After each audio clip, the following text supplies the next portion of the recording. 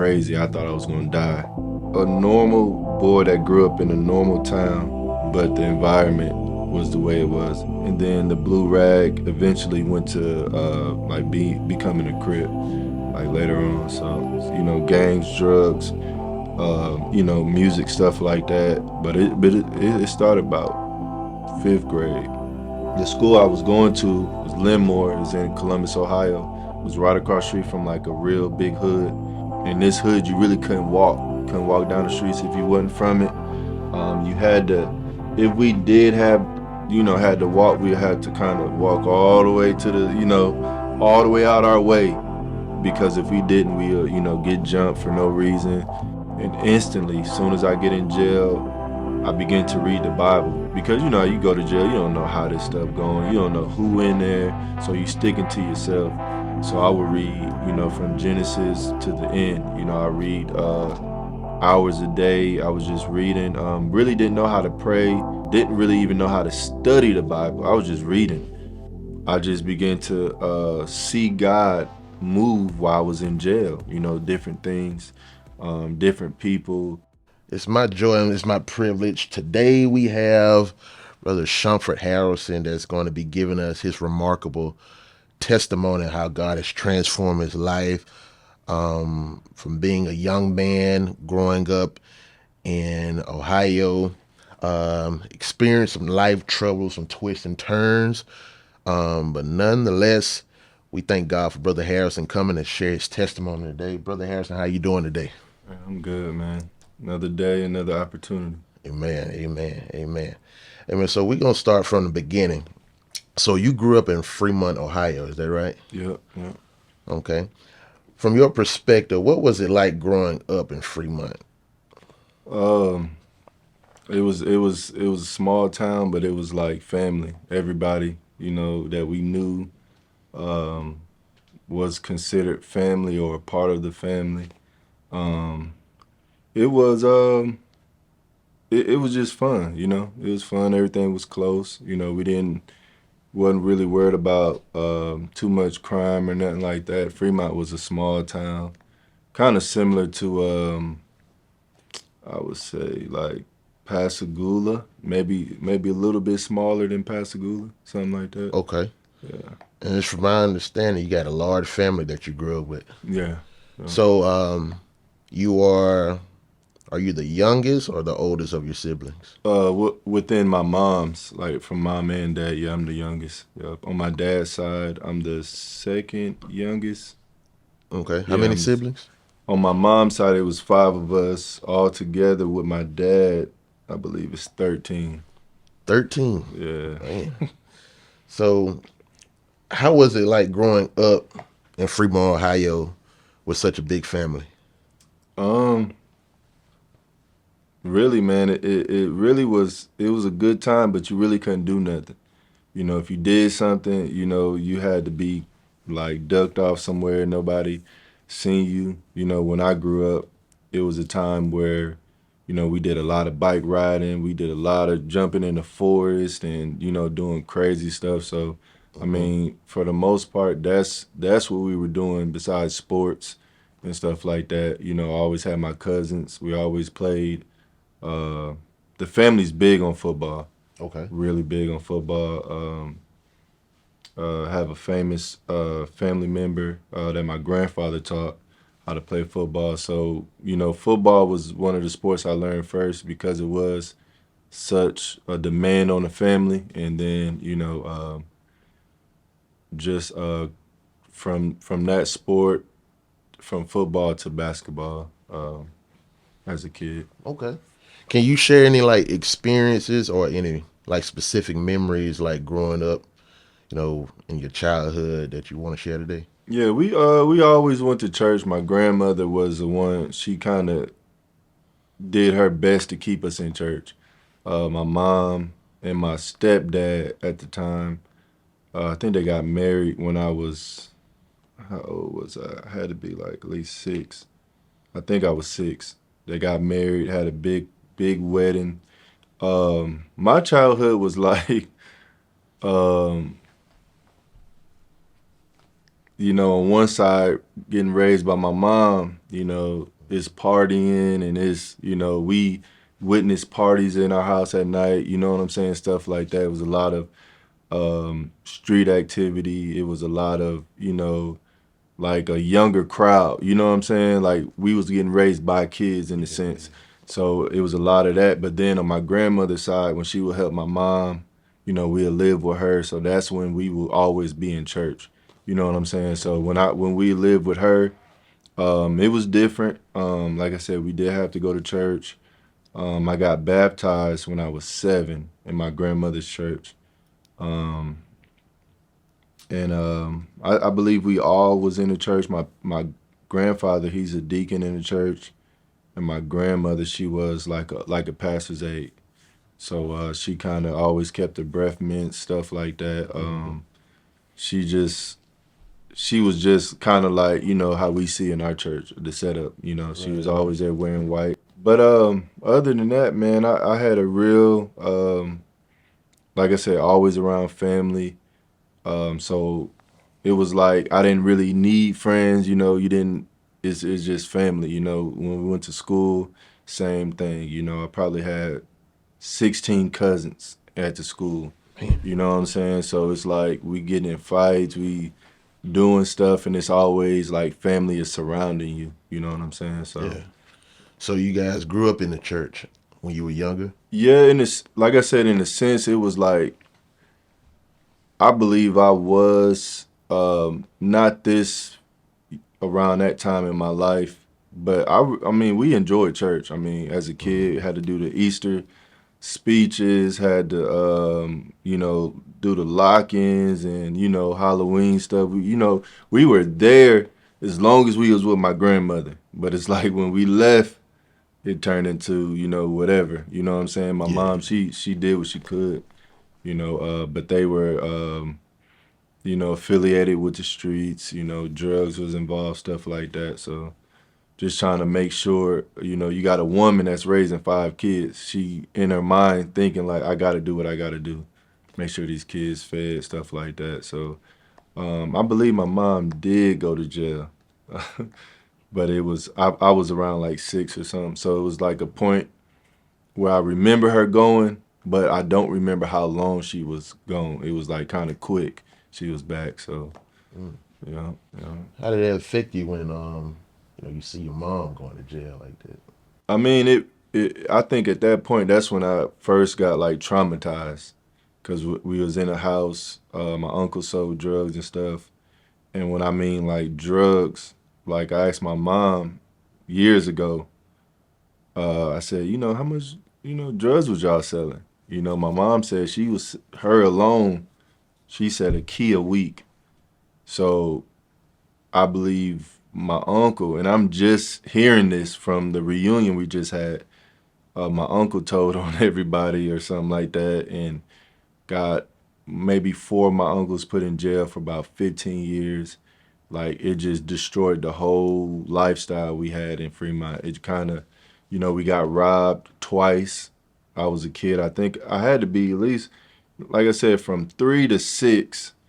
I remember being in my under the bed, like a baby bed, bassinet, and I remember seeing people like climb, over the, what I'm saying, trying to Yeah. break in. And I remember my mom answered the door, and the guy was like, give me all your, like a robbery, but he didn't force his way in.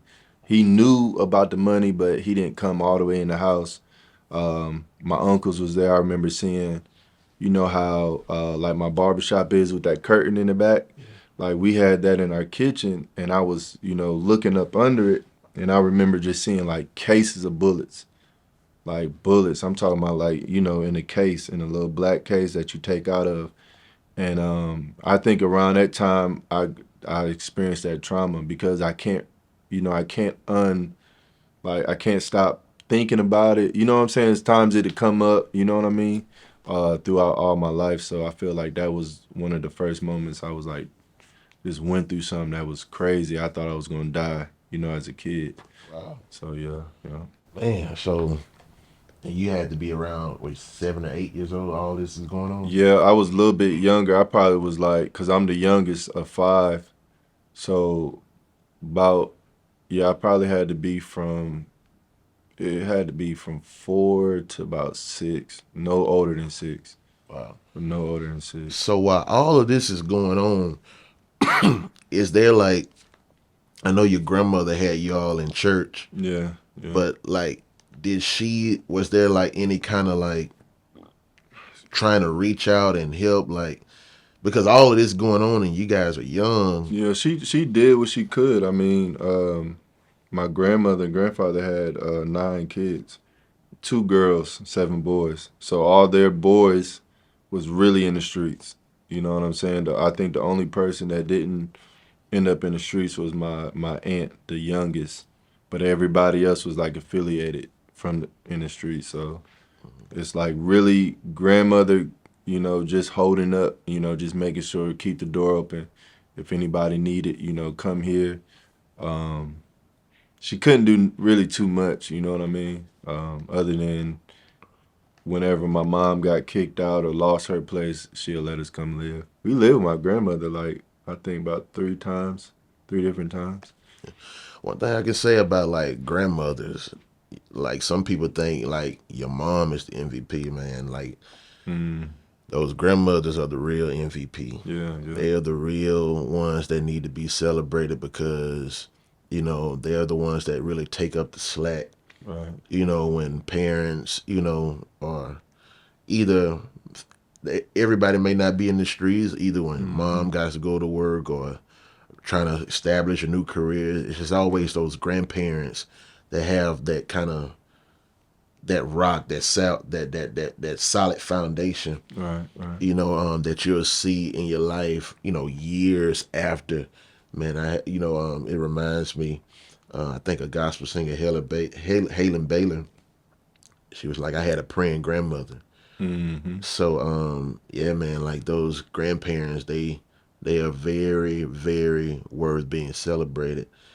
So, you seeing all of this growing up, and especially your siblings and stuff like that, like at what age do you really get involved as far as the street life? Like myself, like putting myself in the streets. Right. Um, I would say, I was like in the 5th grade, 6th grade. That's when because I've been seeing this all my life, been hearing the lingo, been hearing them talk about being a GD, a gangster, a Crip blood type stuff. I've been hearing it. It's been in my life at at the point of 5th grade to where I began to wear like a rag. Like I kind of put myself in it, even though my family was in it. I didn't go to my family and be like, you know what I'm saying, put me in it. I just was like, hey, it's in my family, it's me, it's a part of me, it's a part of my culture. So I started with the blue rag, and then the blue rag eventually went to like becoming a Crip like later on. So, but it started about 5th grade, 5th grade. Wow. And it just kind of reminds me, you have a lot of people. You look at like rappers and stuff like that. As soon as they get money, as soon as they, blow or get successful, Mm, they want to start, getting into gang culture and stuff like that. But right, for you, it was kind of second nature. It's like right. because of the environment, because of the circumstance, that's the only thing. It was like this is the life for us in a sense. Right. Like But by you having a love for sports at a young age, was there like an aspiration to kind of, yeah, that always was the ultimate goal. Even though gangs was affiliated in our family, it was like still basketball, football was the goal. Like, you know what I'm saying? Stay out the streets, don't follow your cousins, focus on sports. So, and that's what we did, played basketball heavily, football heavily. mm, But other than that, man, it like I said, just having my cousin Charles Woodson, just having him um, being who he was, it just kind of it kind of brought a lot of those guys that were selling drugs, over to the sports. I got a lot of younger cousins that could have made it that didn't, because of drugs, stuff like that, because of the streets, going in jail, stuff like that, just losing your goal, losing that fire for it. So, Where's where's your father at while all this is going on? I believe I believe he was down here. He was in Mississippi. Yeah, he was in Gulfport. Yeah. So I believe he did come. Like when I asked my mother, I believe they were trying to make it work in Ohio, but it was just so strange, I guess, culture shock for my father to be, in Ohio with no family, trying to create a family, you know. But it wasn't. I don't remember him being in Ohio. I don't. I remember him coming up there one time when I was a kid, and I think it was around the time I was. This was like the sixth grade. That was like the first time I remember seeing my dad in that moment. It was like sixth grade, Mhm. like seeing like really like first time meeting and understanding something about my dad. You know what I'm saying? At that age. So it wasn't nothing before that. It was times we probably shared moments, but not to where I could really remember my dad was right here. You know what I'm saying? Yeah.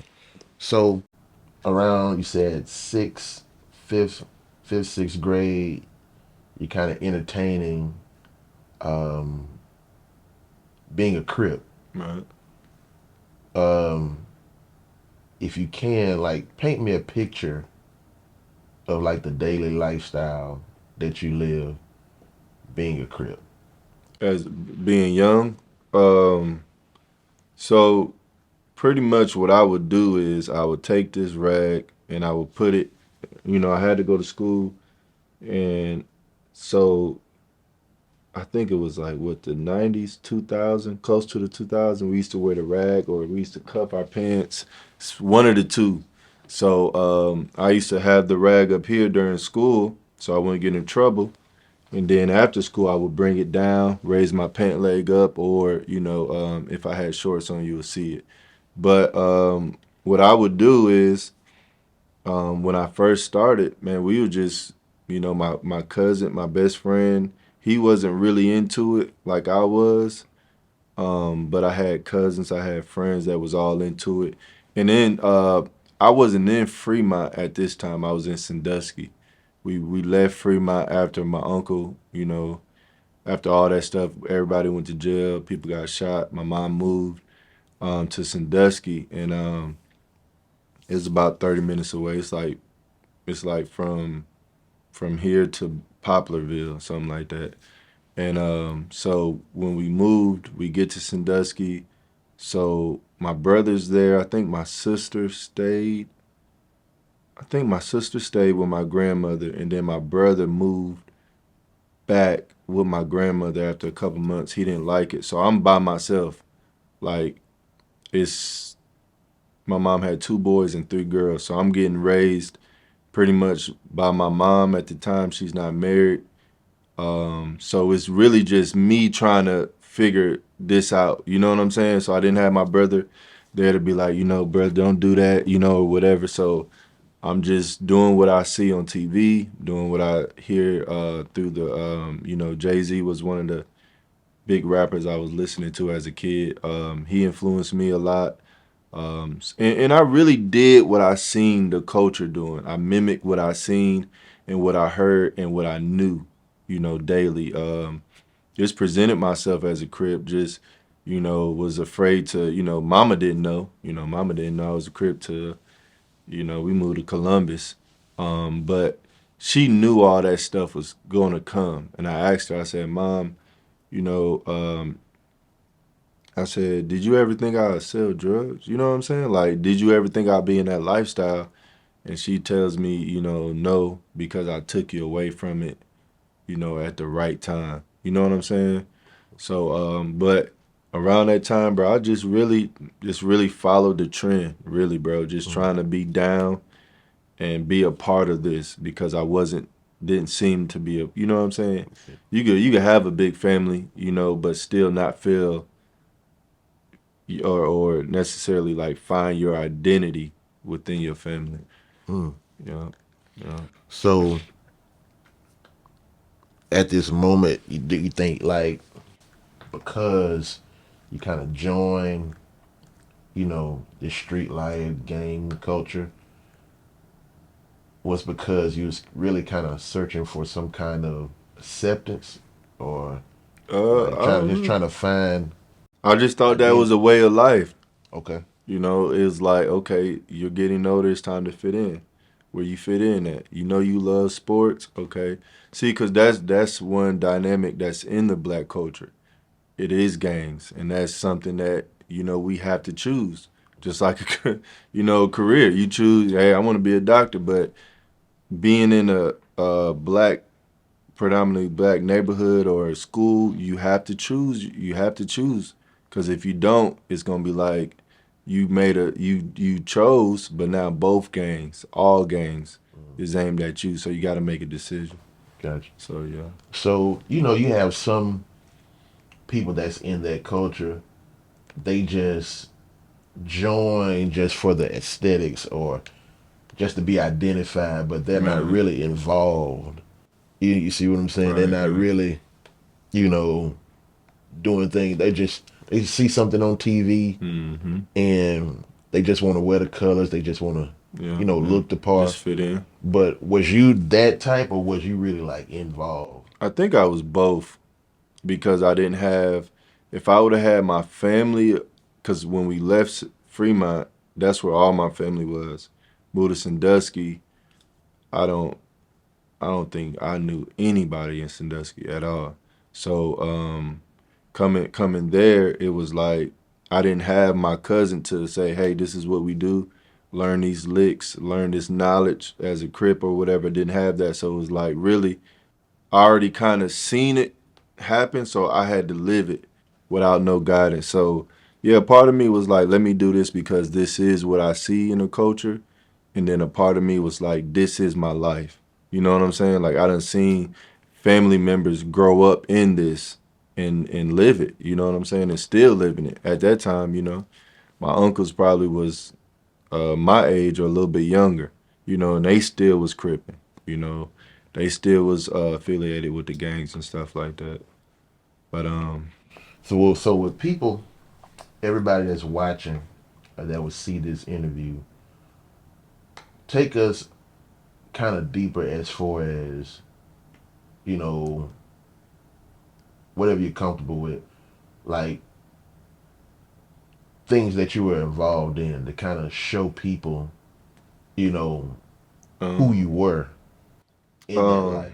I would say when you looking at a normal boy that grew up in a normal town, but the environment was the way it was. It was, gangs, drugs, music, stuff like that. So when I moved to Columbus, um, Sandusky, I got a little bit worse. You know what I'm saying? Because I already grew up not having, you know what I'm saying? So we was already stealing and, getting accustomed to taking bikes, stuff like that. So as I grew up older, it was more like my position was in the gangs, but it was more like, hey, now you have to figure out who you are as a street guy. Like we know you cripping, we know you a black dude, we know you in the hood. Okay, but who are you? Are you type of person that's gonna be selling dope on a corner? Are you the type that's gonna be buying the dope? You know what I'm saying? Like, are you gonna be that type of person that's gonna be just getting into all type of stuff, or you gonna become a jack boy stealing? That's something that I guess my older cousin was doing, and me and my younger cousin, his brother, kind of just fell off into. And we wanted money, we wanted it quick, we wanted to have, the nice things. So we would set up stuff. We would try to rob people, you know. we would try to sell dope, smoke if we could. I didn't smoke weed until I was 18. Um, and That's kind of weird because I grew up around all that stuff, but I didn't do it until I was 18. But I think by the time I left, when I was in Sandusky, I did the average stuff a kid would do, try to steal, whatever, get away with it. But when I moved to Columbus, and this was seventh grade, this was beginning of seventh grade, and then that's when I started getting into more like the real stuff. Like Columbus is like more like a bigger city, more people, it's faster. It's like you if you don't know what you doing in this city, you get turned upside down. So when I moved to Columbus, immediately, I mean the first day of school, I found out like all that stuff you was doing there back then, it was okay. But you here, this a whole different arena. You got kids in the seventh grade smoking, drinking, cripping, shooting, got a gun on them in school. So you looking at, I went from like 0 to 100. You know what I'm saying? Transferring from schools, and when I get there, so now who you were had to come out a little bit more. You had to really prove you was a Crip. I had to carry a gun to school. What Was grade? I was in the seventh grade. It's in the seventh grade. The school I was going to was Linmore. Is in Columbus, Ohio. It was right across the street from like a real big hood. Um, in this hood, you really couldn't walk down the streets if you wasn't from it. You had to, if we did have, had to walk, we had to kind of walk all the way to the, all the way out our way, because if we didn't, we'll, get jumped for no reason, or shoes get taken and stuff like that. There was a time that we did, I think, and this is kind of down the line of the story of my testimony, but like just getting active with robbing people, and not like innocent people, regular people. You know what I'm saying? Robbing guys that's actually, doing what we doing. You know what I'm saying? We made that pact, and I did too within myself. Like, I'm not gonna rob a person that's working at Walmart. You know what I'm saying? Like saving up. Like, I'm gonna rob the guy out here that got trying to sell weed, or trying to sell cocaine, or trying to sell crack. Like, those were the guys we were aiming at. And I did my first what we would call a kick door. So we kicked the door in. Well, we pull up. We in a small little car. I think it was like four of us, and my cousin. We get to the door. I had a nine. My other cousin had like a AK or something like that. Hmm. And this is how crazy we were. This is how like so gone, and like within the music and everything else. Um, I put the guns away and like let them hold it, and I'm kicking the door in. And mind you, I don't know. I know what's in the house because somebody told us. So I don't know what's in the house. Pretty much, I don't know who in the house. I don't know how many people. We didn't knock on the door. We just went to it, stood in front, and kicked the door in. So at that time, I was like sold out. Like, it didn't matter if I was gonna die behind it. It didn't matter. I recall like listening to Lil Wayne, because at that time, even doing these little robberies or just trying to figure out a way to get money, we didn't smoke weed. Maybe my older cousin did. So I wasn't influenced by no drugs to get in the mindset. It was really just the music. We could sit there and listen to Lil Wayne for a couple minutes and be ready to do whatever we had to do. So you saying the music that you guys listened to was like gave you like extra motivation? Yeah, just because the music was telling us to do what we were about to do. You know what I'm saying? In another word, telling us to, rob, steal, do whatever we got to do for ourselves, pretty much. Um, I think that happened after I came back from down here after Katrina. I went back home, and then that's when that happened. Stuff, got really into, robbing and just trying to and just scheming, man, and just trying to sell weed and sell drugs and be a dope boy, be like these people that we see. You know what I'm saying? Having that, like when I was growing up, I wanted to be a basketball player. Excuse me. But I wanted to be like Tony Montana. We wanted to be like these guys in the streets. We wasn't trying to. We was balling. We was hooping.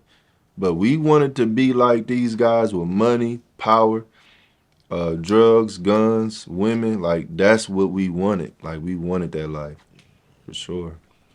Man. So, in the process of all this, like at any point, at some point, like did you think, like, man, it's kind of like a little too much I'm doing. I really need to, get myself together. Mm-hmm. Like, did any of that kind of cross your mind? Yeah, but it didn't. Not like I think maybe after all that, maybe after I think I came back here, or while I was trying to get back, we was about to do this robbery, and the guy had he had some dope, he had some money, and we were about to do it, and here I come.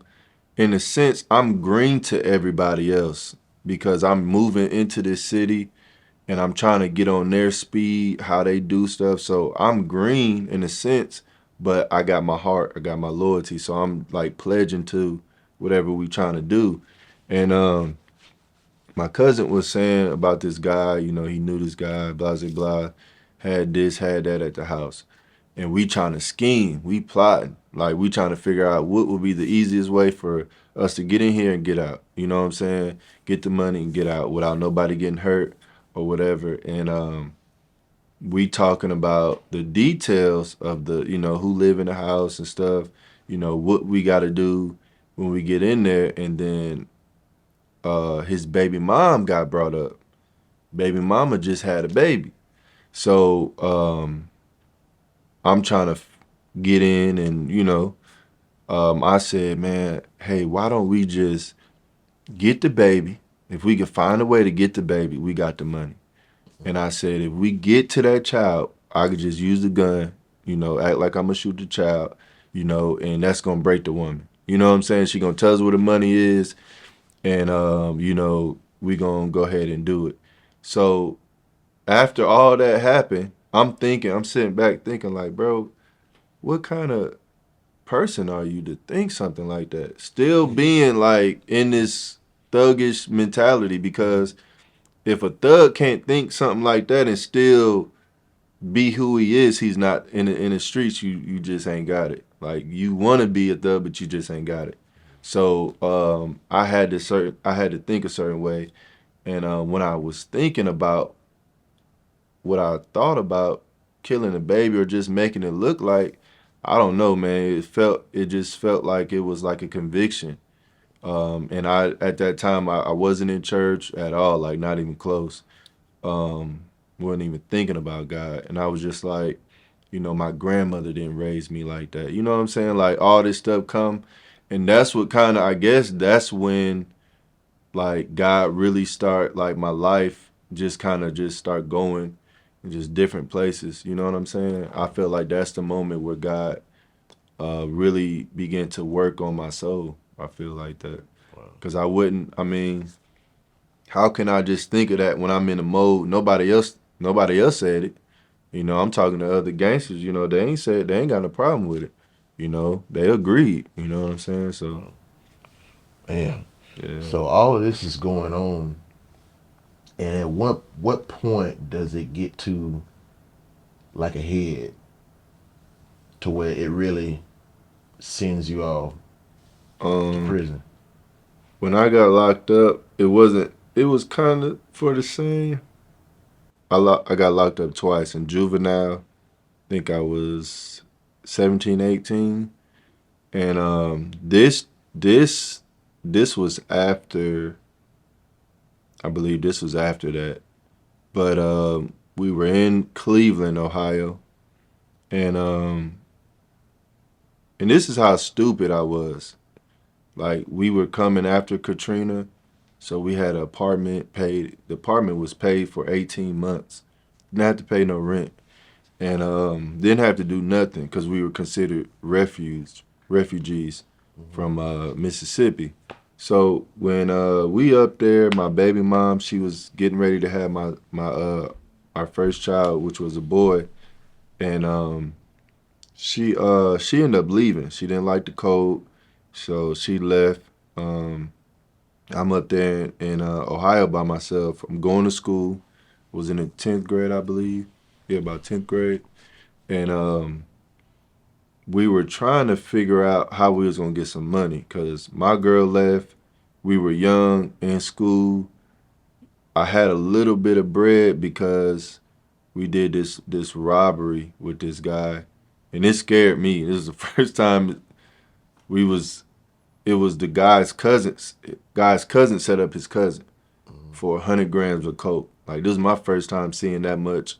Like, you know what I'm saying? In my as I was that old, and we were in the car, and I sat in the back, he sat in the front, and they talking or whatever. Then it switched. Dude was like, "Give me the money, give me the coke." Dude ain't want to do it. He shot at the floor, kind of like startled me a little bit. He tells me to get out the car, run around on the side. You know what I'm saying? And get engaged in this robbery too. I didn't have no mask on. He didn't have one on. You know what I'm saying? I ended up taking something off the dude person. And when I went back to school, they were like, "Hey man, oh dude looking for that. You better get rid of that." They were just saying like Cleveland only got really two sides, the west and the east, and the guy was from the east side, which is considered like the worst side in Cleveland. So they was like, man, he got family that go to the school, and they was like, he gonna chop your hand off, all this stuff. So I had to sell what I took from him, and when I sold it, the guy gave me the money back in counterfeit. So I had all the money I had from this, what I sold from the guy, I had nothing but counterfeit. And this is just how it worked. When we do evil stuff, evil returns. Like the man sold all that coke and he got nothing but counterfeit. Like I don't know like how he did it, the guy we robbed, you know what I'm saying?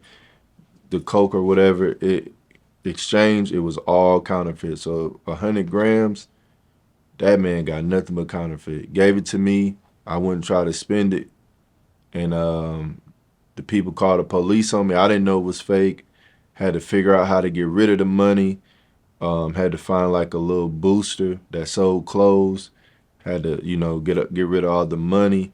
And so me and my friends, we were plotting. Some of us was in school together in Cleveland, and we was just trying to figure out how to make some money, how to get some money, and get my one friend home. And I think I was trying to come down here to check on my baby mom. So we was trying to figure out who we was gonna rob, and we were going to do a taxi guy, but the dude get out the car. He swole Jamaican dude, so we was like, nah, we don't want to do that because he might has, you know what I'm saying? He might have something on him. So Say he's a big dude. we do the pizza. We call the pizza man stupid, the dumbest idea in the world, thinking he gonna have money. So we tell him, hey, we want 5 largest, we want 50 wings, we want all this stuff so you could bring change because we gonna spend a lot of money. Dude probably had $28 on him. Man. I set up the robbery. I planned it out with the guys, and we ended up getting caught. And my older sister D, she was like, "Just turn yourself in, just turn yourself in." And I was like, "Nah," trying to still get away with what I was doing. And at that moment, I was like, you know what, and I was really needing a change in my life. You know what I'm saying? And you don't have to. People be thinking sometimes you gotta go through all this stuff so bad to want to change. Like I just seen from that moment of wanting to put a gun to a baby head, all that stuff was still in me, like wanting to change. So we do this robbery, set it up. I turn myself in. Me and my friend. I did a year in juvie, and then I get out. I come back to the, Mississippi, and I think I was here maybe a year and got in trouble again. So around 2008, um, we were selling some pills. I got back into the game, but see down here is different. It's really not. It's a presence of gang, but it's more like it's way lower. Like you won't even notice it. Like so we were. I was down here getting ready to get locked up for we're selling some pills. Sold over 100 pills to undercover. They set us up. It was a like long story. The guy that set us up got caught because he was like a type of guy. He'll sell like high grade weed, like perp, like stuff like that. Kush, and he got caught. So he had to snitch on somebody else so he could get less time. So here I come, and all this was to bring me out. You know what I'm saying? Out of this lifestyle. And it was an undercover cop. I ended up getting. They wanted to give me really 30 years. They were saying 30 years, and at that moment, my daughter, my second oldest, I just witnessed her coming. She just came to this world, and then the very next day, I was in jail, looking at 30 years. And I got real suicidal. Um, when I was in a cell, I was bamming on the wall, and the lady came. It was like the guard. She came to my cell, and she was just like, what's wrong? What's wrong with you? And then I was like, I told her the story, like, hey, my daughter was just born. They said I'm be going to jail for 30 years. I don't know what to do. You know what I'm saying? I don't want to have to wait 30 years to see my daughter again. Like, I'm just going through. I don't know what she said, but she said something to me. And when she left, I just felt peace. Like all the feelings was going away. I ended up still doing my time for that. Didn't do too long for it. Prisons was overcrowded during that time. Um, Ended up getting out, and then getting saved, stuff like that. Well, how did it go from being 30 years? To down to what I did because God, man, the pills was fake. The pills ended up being fake. And what was crazy, the night before we did the sale, we were popping the pills. It was the X pill. We tried to, take it, and it didn't work. We took about two or three. We were like, man, I don't know what's going on with these pills. So we just ended up smoking. But the pills were fake, and I was really just driving. I made it. I did my job to just sit in the car. Like I didn't get out when he did the sale. I just drove, but he did have me on record and stuff like that. So I guess with it being fake, and it being our first time, stuff like that, they reduced it, and I had to get I had a lawyer, stuff like that. I had to pay for a lawyer, Hmm. but I only end up doing. It was 30 years. They suspended 30, gave me, so it was 30. Then they dropped it down to 10, suspended the 10, and gave me this program, and I had to do 3 years on papers, probation. Wow. Yeah. So during this time, you're in prison, and all of this that you've been through throughout your lifetime, the journey that you're going through, All right. you landed in prison, but then you go through a transformation. Walk us through understanding leading up to this. Walk us through how you found Jesus in prison. Um, I found Jesus in prison when I believe when I first got locked up. Um, when I first I remember when I was in that cell, because they had an indictment, a warrant out for my arrest. So I didn't know. Like I was unaware. My daughter was born on Keesler Air Force Base. So I'm sitting outside the base in cuffs for about 30 minutes till the sheriff gets there. So I'm going through all this stuff thinking like I'm never going to see my daughter again. So I get to the jail, talk to the DA. He tell me 30, we got you on here, we got you here. So like I said, I was feeling all these suicidal feelings. When the lady left, I remember my grandmother, like just the thought of her serving, you know what I'm saying? Like in church, my grandfather. And I'm like, man, they're old doing this. You know what I'm saying? They're not young people, they're old. I said, God, I said, if you could do that for my grandmother, my grandfather, I said, you could do it for me. And that's when I called out and I said, I need help. You see what I'm saying? Because I couldn't really say, help me because I need help. It's just help me because I seen you help somebody.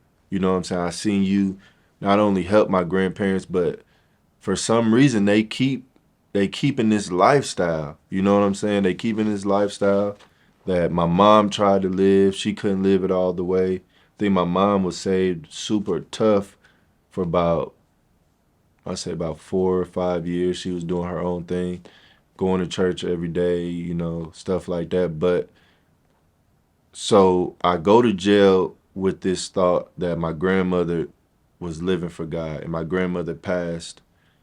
I believe at this point, she probably was dead a couple years at this point.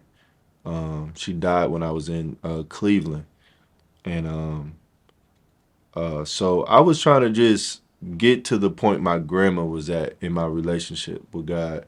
So I go to jail, and instantly, soon as I get in jail, I begin to read the Bible because you go to jail, you don't know how this stuff going, you don't know who in there, so you sticking to yourself. So I would read, from Genesis to the end. I read hours a day. I was just reading. Really didn't know how to pray, stuff like that. Didn't really even know how to study the Bible. I was just reading.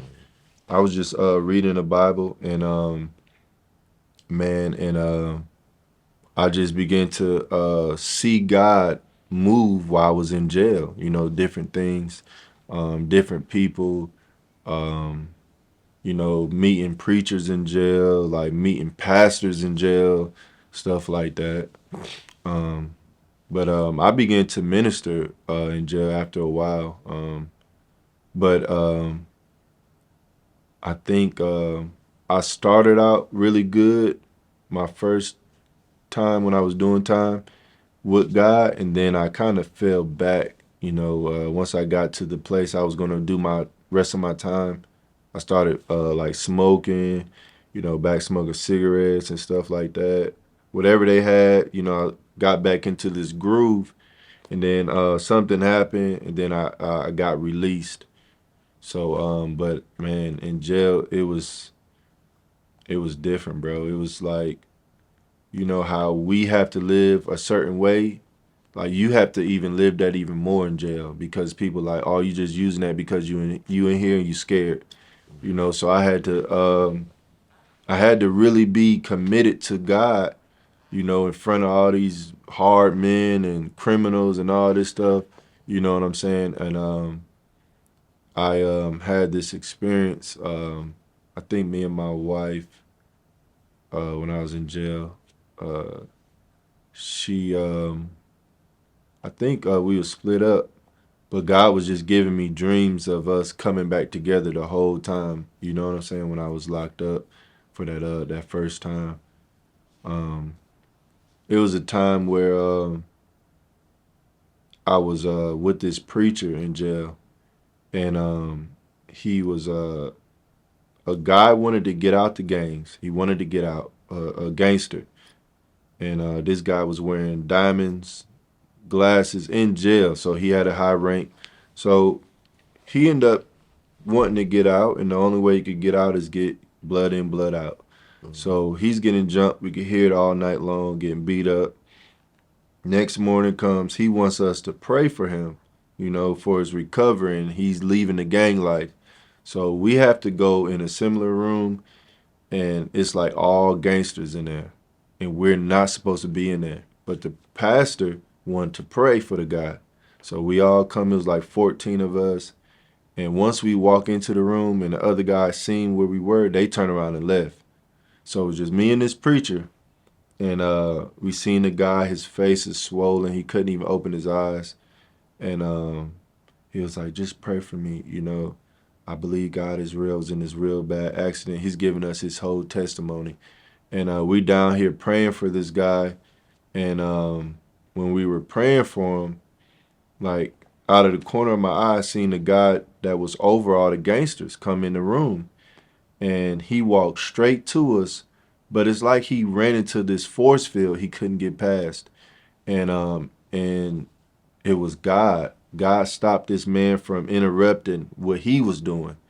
And in those moments, just being saved and just like living with these men, like I just knew God was real. And I seen that in jail. You know what I'm saying? I didn't see like somebody, getting healed. Like that wasn't my way. My way was just being in a confined place around animals and killers. Like, and God was still there, still being God, you know. But other than that, man, it was different, man. And that was like me being first time Christian in jail. What was your the encounter that changed everything? Um, I think it was my daughter being born. That changed everything for me. Like the encounter with God. I mean, With God, that changed. like the what at what point did you know like, hey, I know I'm saved? Because some people have like these supernatural encounters that like Yeah. really change the course of their life. Like, did you have an encounter like that? I had a couple of them, and it wasn't in the beginning Mm-hmm. necessarily. I had a couple of them, like the time when I was locked up. The guy was trying to come in, Mm-hmm. seeing God move then, and just like favor he had on me when I was in jail.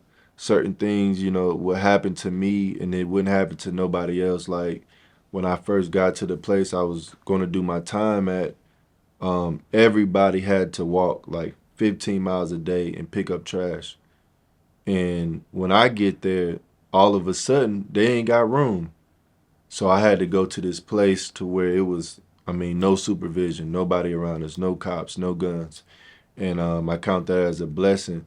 But when I knew God was with me, and for sure, and like I knew I was saved, it was a time like just my whole period of being in jail, just like being in fights, um, not feeling that old self no more. Like I was in a fight with this guy. I was working, and he kind of got behind me and started punching me, and I didn't even realize I was in a fight. And then when I look back at it, I feel like it was God because I didn't feel none of his punches. And I turned around and I'm like, man, I'm in a fight. So I'm fighting this guy, and I hear God say stop.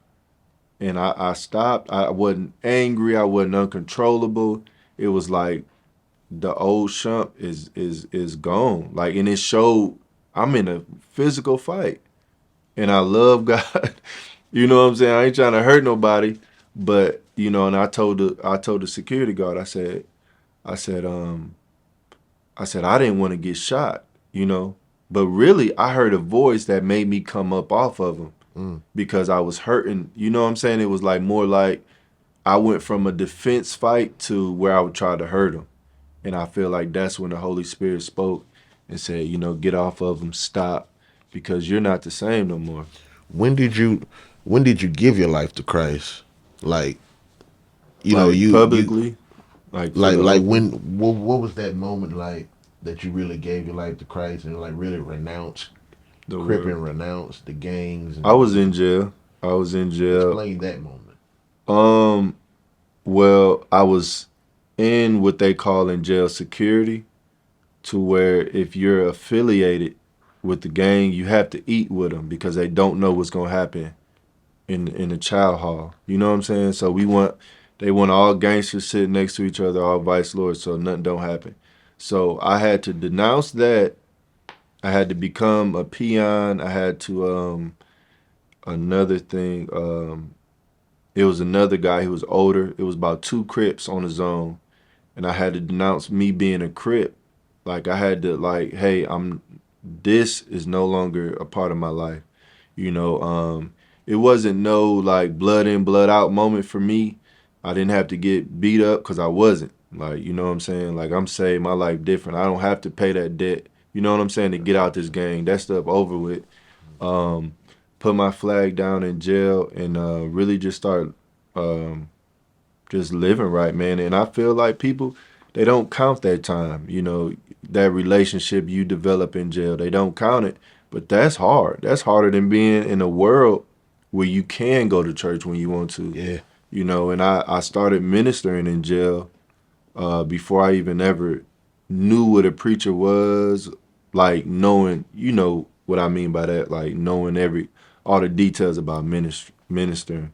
And I remember like every day I used to walk around the cell, call, you know, church call, getting the guys up, you know, praying with them and just teaching them the word. And when I really knew I was changed, like grown men 50, 60 years old would come up to me and like, hey brother, I really appreciate, you know, what God is doing in your life. Like that was different for me. You know what I'm saying? Like I didn't know how to be a preacher or how to preach a word. Like I was just really reading my Bible, and I did have Apostle McCoy, like as like he was my pastor, but I wasn't involved in church like that at that point. Like I really wasn't. I don't even think I was going church on Wednesdays. That was just something I didn't do. Like Yeah. Wednesdays was my workout days. Like you know what Hmm. I'm saying. Like so, I really wasn't even like super dedicated. You know, Yeah. so it was a lot of stuff. You know what I'm saying. But I had to put it down when I was So pretty locked up. much, through all the stuff that you've been through your life, you get to a point to where you say, "Hey, enough is enough," and I want to denounce this. I want to leave the world, Right. and I really want to give my life to Christ. And it really just speaks volume. The Bible says how God said, "I declare the end from the beginning." Right. In the beginning, we see you, in church. Your grandmother have you and your siblings involved in church. You're growing Mm-hmm. up with a religious foundation. Right. Right. And so throughout that time, even though you're going through your journey in the streets, it kind of detoured a little bit. There was still some kind of, seed of God in you Right. from Yeah. those early years that kind of gave you a Mm-hmm. consciousness to say, hey, because you could have turned to Buddhism. Yeah. You could have turned to, you know, um, serving Islam. You could have Yeah. went into something else, but you had some kind of foundation from earlier on to kind of help you steer you to the right path, to the right direction. And that really deserves some kind of applause and, respect that, hey, because a lot of people, when they're in situations like that, they don't make the right choice. They don't Yeah. make the right, you know, turn, Right. Right. for the better. But seeing that you've gone through all this stuff and now, you're your father, you're a devoted husband, you're serving in the church faithfully, and there's nothing but, you know, great success, ahead for you. Even though you've gone through all this, even though you've had a rough upbringing, people can still see this and know that, hey, if God did it for Shumford, God Mm-hmm. can do it for my son. If a single mother is watching this, if Right. a young man is trapped in the streets and don't know how to make it out, all it takes is when you really make it up in your mind to say, hey, I really want something better for my life. Right. And just to see you, to see how you've come through all those nuances and how you just really say, hey, enough is enough. I really got to make a change in my life. And for God to meet you in those predicaments and have really transformed your life from all that, it really speaks volumes. So I'm happy for you, and I hope that everybody that sees this interview, will get inspired. That'll give them some sense of encouragement, just to keep following after God. So, man, I enjoyed you, man, and Yes, sir. I really appreciate you coming in and showing us your journey to Jesus. And I wish you nothing but success. Yes, sir. Yes, sir. Until next time, peace. All right.